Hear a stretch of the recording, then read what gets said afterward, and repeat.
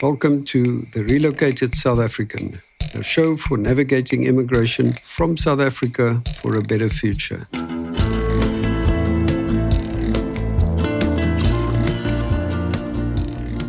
Today we are joined by Wade Loehmer, living in Dubai, and maybe his wife a bit later on. Welcome, Wade. It's lovely to have you on the show. Thanks, Jan. Appreciate it. You guys are celebrating your 10th anniversary in Dubai. That's a long time, isn't it? It is, and when you reflect on the initial decision to move, I think you didn't quite expect 10 years, but yes, it's gone by quickly. Okay, because that was my first question. Was Dubai driven by work opportunity? I think at the time when we were deciding, Estelle's older two sisters had both already relocated to the UAE, both in Abu Dhabi at that time. And we had come across to visit them on one occasion. And I told Estelle, it seems like they're building quite a lot of things out here. And I was in the construction industry in South Africa. And I said, I wonder if I should try and push my CV forward. And that was the start of the seed that was planted. Okay, that's very interesting. And you have 3 kids, is that right? Yes, all born here. We moved across when Estelle was 6 months pregnant with Luca. So we know Dubai as Dubai with kids, which is different to many other expats that come out at a younger age. I can absolutely imagine that. And I mean, one of the first questions that people ask you when you look at relocating in different countries, different stories, but from a medical perspective, has it been a good experience having 3 kids there? Yes, it has been something that we only realized much later how spoiled we are with the medical conditions that family members in South Africa had picked up. And then you reflect on the hotel room that you are offered during your stay here with birth. So yeah, the medical system is quite well advanced and fortunate to have had all babies here in good conditions. Okay, and just, an admin question. In a lot of countries, if you're born in that country, like my grandson was born in Ireland and he's become an Irish citizen, does that apply in Dubai? No, not yet. No, you still have to apply for your passport from your home country, whichever that may be. So there's no citizenship through birth in the UAE yet. Okay, and you guys have been living there for 10 years. Does that mean you get a permanent residence now, or do you still have to apply on a regular basis for visas to stay? So our visas are renewed every 3 years through the work, and the UAE has recently brought out a golden visa campaign where through qualification you can apply for a 10-year visa that then takes you off your employer's sponsorship, and you can go on your own, and that is through qualification or investment. But it's a 10-year golden visa. It's not a citizenship or passport. Yeah, because I've heard that it's very difficult to get actual citizenship in the UAE. I think it's a bit like Monaco. You have to be born to Monegasque parents, otherwise you won't get citizenship. Unless I think the prince can give you citizenship if you're really good to him. Yeah, I believe it's very similar. Yeah, and on the sporting front, I think some individuals who have not been born to Emirati parents sometimes get offered that because they represent the UAE at Olympics or at other international sporting events. So those are the instances that I have heard of people not born to Emirati parents that have been offered citizenship. Okay, that's actually very interesting. And currently you're working for a big UAE construction company. Yeah, so the company originally started out of South Africa. It's called Mirage Leisure and Development. And 25 years ago, if not mistaken, I think we've just crossed the 25-year, 6 South Africans came across to the UAE and the company was birthed. And in 2015, Emaar, which is a large developer, they bought majority shareholding within Mirage, and 3 years later they called the shares, in essence took over the full ownership of the company. And at that point there was some changes in the executive body. So we're now owned by Emaar, but still an entity on our own, have to be profitable and do work outside of Emaar as well. Okay, and Emaar is owned by the Maktoum family, is that right? Mohammed Alabar is the founder and CEO, but there is a there is a link to the government as well. So it's a government, semi-government company they refer it to. So you have some limitations where a private company would not have it. Yeah, so not fully government. They refer to us as semi-government. Okay. And the construction is continuing unabated in that place? Interesting enough, yes. And your eye is drawn to what used to be the desert landscape that is fully developed and continues to be developed. A lot of the areas that were considered, as I said, desert area have now been changed to villas, some very high-end villas with waterfronts. We call it waterfronts, lakes, if you want to refer to it as that. And then on the smaller remaining plots around the ocean or Gulf, development continues to thrive as well. And very recently, a lot of projects launched on the extreme luxury criteria. So quite a vast spread from villas all the way through to extreme luxury. And if I'm not mistaken, the sales are still outweighing the demand is outweighing the supply at the moment. Yeah, that's unbelievable. Just a off-the-cuff question. I know, for instance, in Monaco, where they were developing land out of the sea, and they were constructing an ultra-luxury apartments, and they were going in euro, off-plan. They were selling for 70,000 euro a square meter. Yeah. They were fully sold off-plan. And then I read that if you were wanting to buy in the secondary market, they were going at 100,000 euros a square. Is that kind of similar to the numbers in Dubai? Not those that I've been involved with, but there are some real high-end stuff. And what you mentioned is very similar to, I suppose, the investors' mindset here. Some are bought to be turned around just before the hotel where the service department or apartments get completed. They then roll them over to get their percentage on their investment. So some are long-term investors that pick up multiple properties, and others buy off plan to then sell just before completion. I think they absorb the risk of a delay in completion, and that is why they buy from a premium, knowing there's no one that has lived in it, but you can pick it up just before completion, which means you're a bit more certain of the completion date and when you're moving in. So that seems to be the trend here. And then there's a big current trend in the market with the rental prices that are very high. Many families have chosen to now purchase property, and that's then in the resale market. Okay. So secondhand, is it secondhand owners? Anyway, yep. They bought it from someone that has owned it before. Okay. The villa has been occupied, they then buy it, often having to give the tenants notice, which, as per the UAE government, is 1 year notice from the courts of Dubai. And at that point, then they can move into the property. Oh, wow. That's really, really interesting.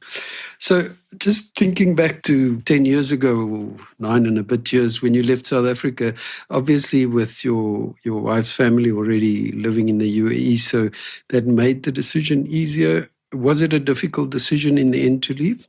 I think there was a lot of excitement being, I call young. We're still, I suppose, young, factors considering, but we didn't have kids that were in a schooling system. So it was pretty much, I believe, an easier decision than a decision that had to be made now if the kiddies were already in school, established, had their friends. So for us, what deemed to be an easy decision, reality kicked in the night that we started saying goodbye and you realize you are leaving. The comforting factor was the time zone, which I think works for the UAE. It's only 2 hours time difference to South Africa. So with the family being there, it's at least you keep communication going. Mm-hmm. One of the difficult things at that time was the UAE were on a Sunday to Thursday work week. So then your rest day would be a Friday, and the construction industry would pick up on the Saturday again. So we would get Fridays and Saturdays off, and Sunday you start working. So there's a bit of a difficulty there keeping full relationships going, or while you're watching sport on a Saturday night.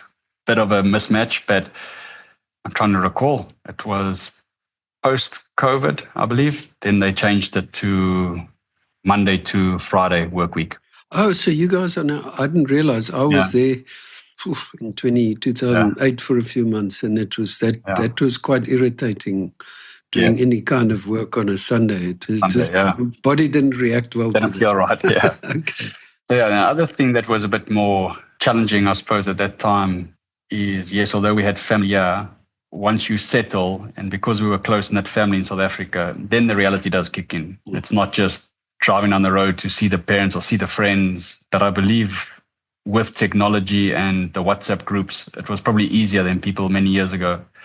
But that's when the reality starts kicking in. Once you've moved and what they call the honeymoon period has lapsed, I think then the challenges start becoming real. Yeah, I can imagine that's absolutely right. And as you say, especially when you have a close-knit family, but all your siblings are still in South Africa?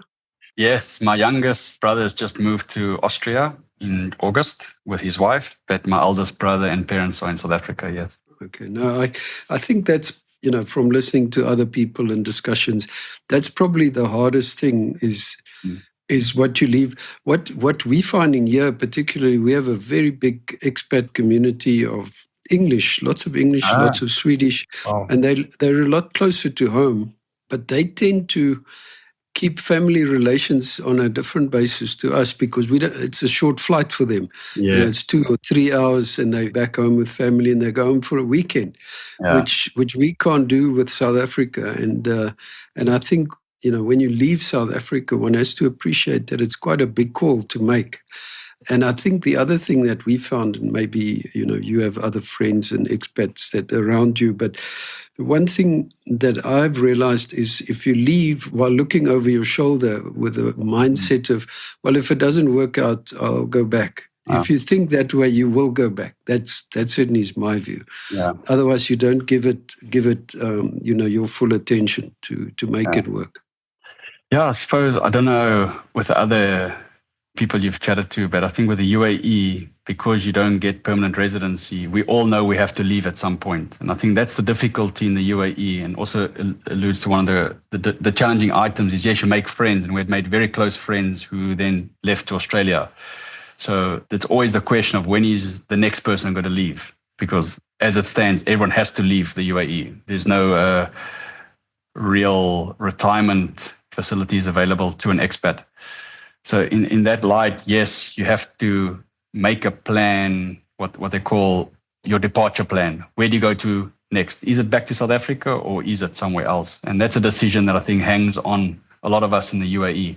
But the timeline is dependent on your timeline or work dependent. So yes, many people have been here for 20 plus years, and others is a pit stop 2 or 3 years, save a bit of money, and then they're off again. Okay, that's a very interesting perspective. I didn't think about it like that. I mean, that's one of the questions that obviously comes up in all of these discussions is, would you go back? I know we're at a different age group, and all my kids, or 3 of our 4 kids live overseas, so it's quite difficult for us to go back. Not that I want to go back, but I think once you get used to life here and the safety and the security and things that work, it becomes a really hard decision. And I guess for you guys, just financially, it must be a nightmare to go back, and go and earn ZAR again, unless you become the CEO of a company there. Yeah, I think the heart longs to South Africa, and even our kids, just to bring some perspective, is the kids believe they are, and they are, because they've got a South African passport, but they are full-on South African, walk around without shoes, often commented on, where's the kid's shoes, for example. And I think the heart is still South African, and maybe it's because the UAE is very open to having international days where all the nationalities within the schools, countries are celebrated, and you are reminded that you originate from this country. However, as you said, I believe in the construction industry, as it stands, it's a challenging environment in South Africa, and many friends are there in the construction industry and actually doing very well. But yes, our heart longs for it, but I also see a lot of the positives that we have available to us here. And then you realize, yes, what are the pros and the cons of being back in South Africa? But as you said, even amongst the people, they ask, what is your departure plan, as I stated? And we don't have one, strange enough. We feel we we're called to be on the UAE and making this home as best we can and see what happens in the future. But yeah, I think the benefit is that we do get an opportunity to go back once every year or 18 months to South Africa to get a bit of that taste of what we used to, and then you come back to this environment again. And there's a lot of South Africans in the UAE, so you're not too lonely. I believe so. I believe so you do have a big expat community, and I'm finding that people come and visit here as well, which is absolutely lekker to see people from South Africa and hear all the stories. And the one thing we know is that we laugh at different jokes to some of these other expats. So we have a lot of contact with Swedes, and oh my word, some of them have no sense of humor. But yeah, they don't pick up on your dry sense of humor, do they? No, absolutely, absolutely, very difficult. So your kids go to international schools, is that right? Yes. So in the UAE, most schools are what we would refer to in South Africa as private schools. Okay. But there are local schools that are for Emirati, and I don't have enough knowledge to know whether they are open to other nationalities, but they are referred to as local schools. And then we've got many different curriculums at offer. We've got the international curriculum, Indian, Australian, British, and American curriculum. Those are the main ones that are on offer in the UAE. So your decision for us, we followed the British curriculum. We felt that's easiest for us to relate to, I suppose. So our kids are in a British curriculum school. Okay. And is there any requirement to learn Arabic for kids? Yes, as part of their school rating, they get rated by the KHDA, which is the education department. And having Arabic as an option is one of the criteria. And it would be similar to my reference as a kid. You would have a first and second language. So Arabic for some kids will go as a first language. And for example, our kids do it as a secondary language. Okay. So it is. And just talking about language, is it an issue there at all? Not at all. No. Interesting enough, I believe, especially in the UAE, that English is understood by most people we would interact with. But no, the road signs, everything is in both English and Arabic.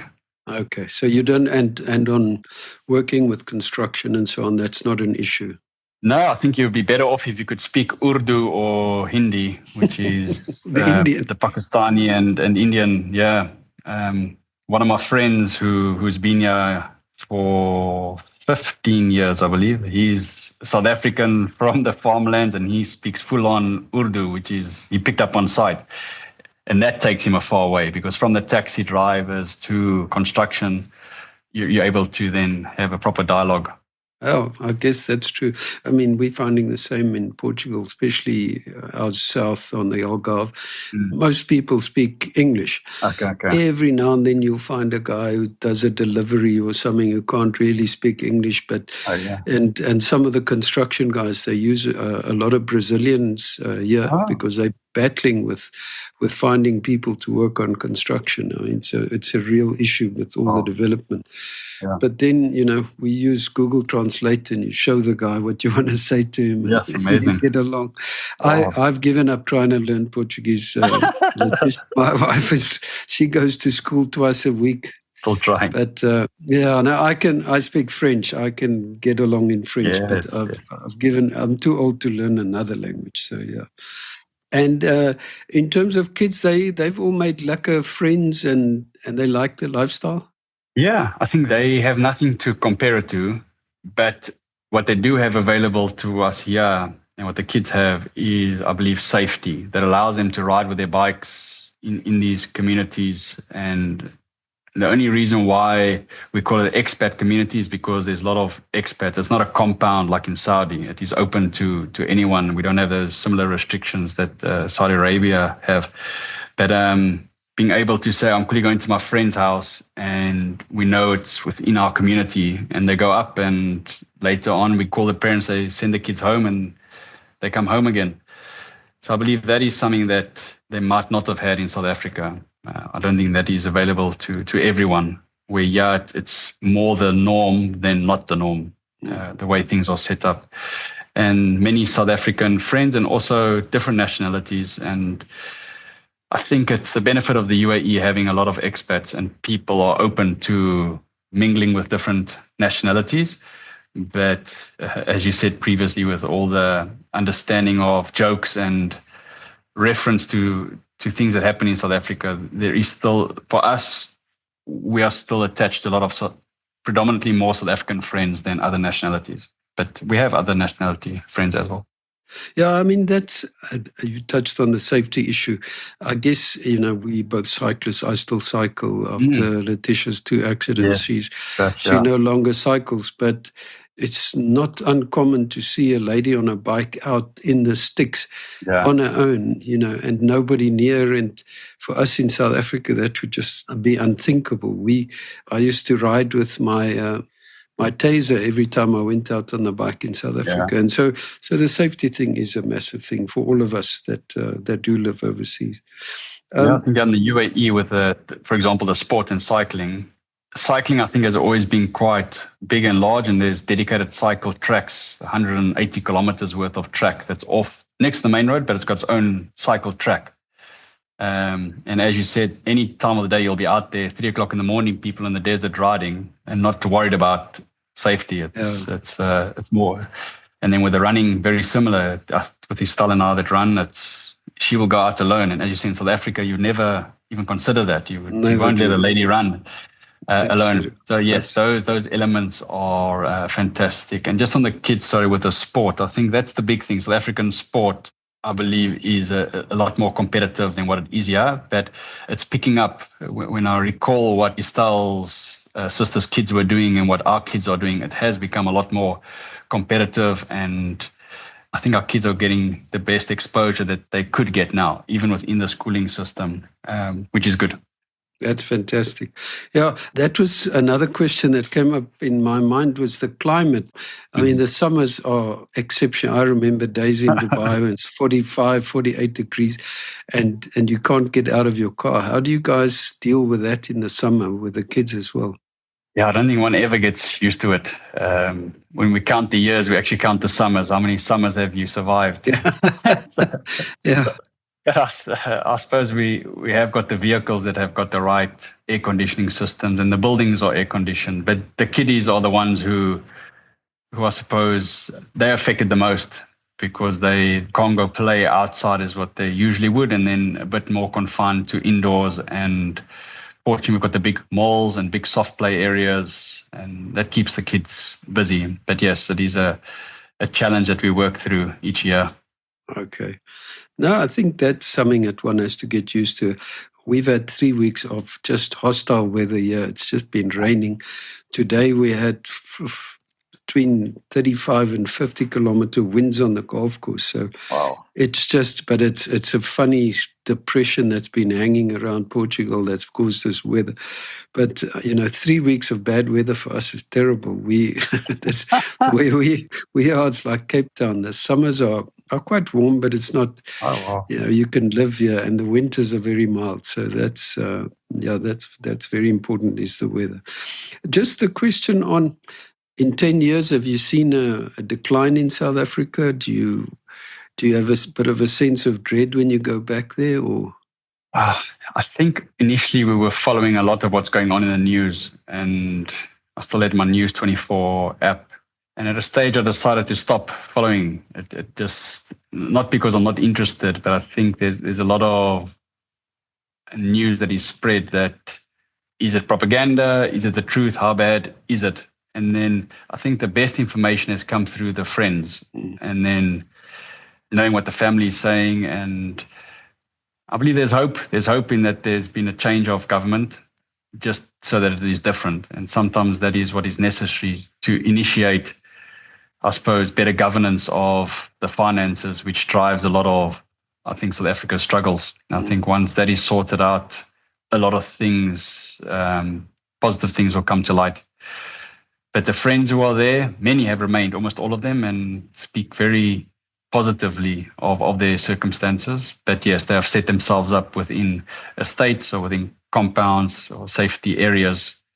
So I suppose you take yourself out of sometimes the reality that many others face within South Africa. But I haven't followed enough to know too much detail.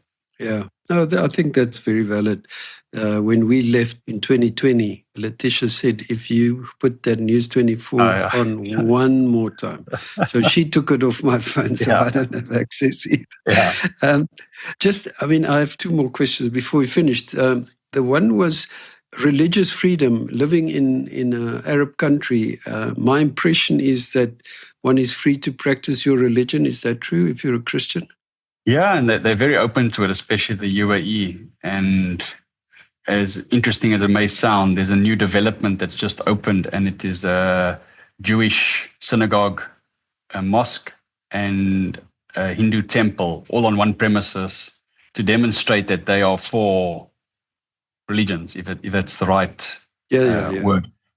In the church community that we attend, yes, we've got a warehouse, and it is well supported, and very thankful for that. And the talk that goes around is that the royal family believe that they would rather accept someone who believes in something, if I call it that, than someone who believes in nothing. And apparently that is why they're open to it. Okay. But yes, we've got the freedom to continue going to church, as well as those that are Hindu, which is also not a Muslim. They're able to go to their temples as well. So they're open to all religions.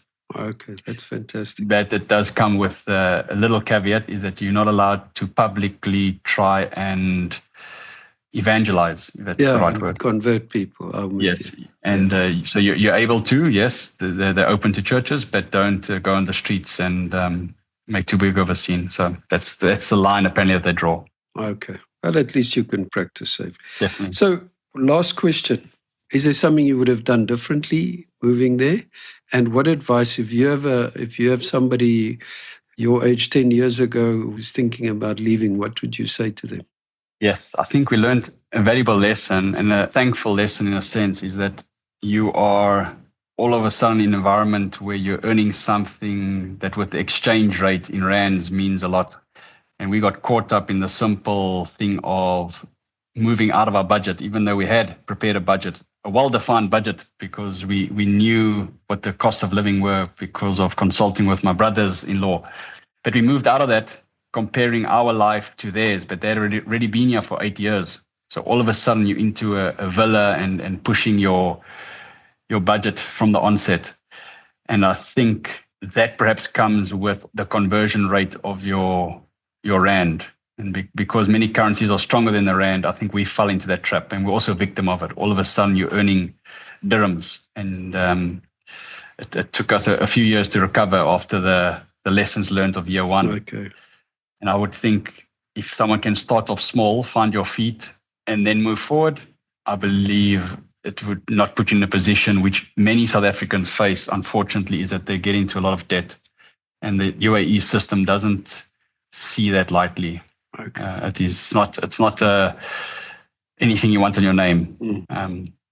So yes, I would say being wise with that. From a practical point of view, I think we left our life insurance active in South Africa, which I believe is still a good choice, because there's a continuation of life insurance, and on the conversion rate, it's not quite a big monthly expense to keep it going.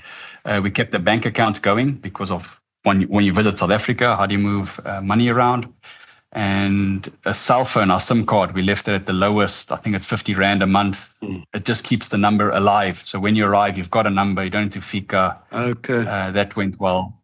And then, the only struggle we face here is with passport renewals. And when you renew your passport, it takes anything from 6 to 8 months to get your passport back. Okay. So that's a bit of a damper that we face this side. Okay. So make sure before you fly out, you get your passport renewed. So you've got 10 years before you have to worry about it.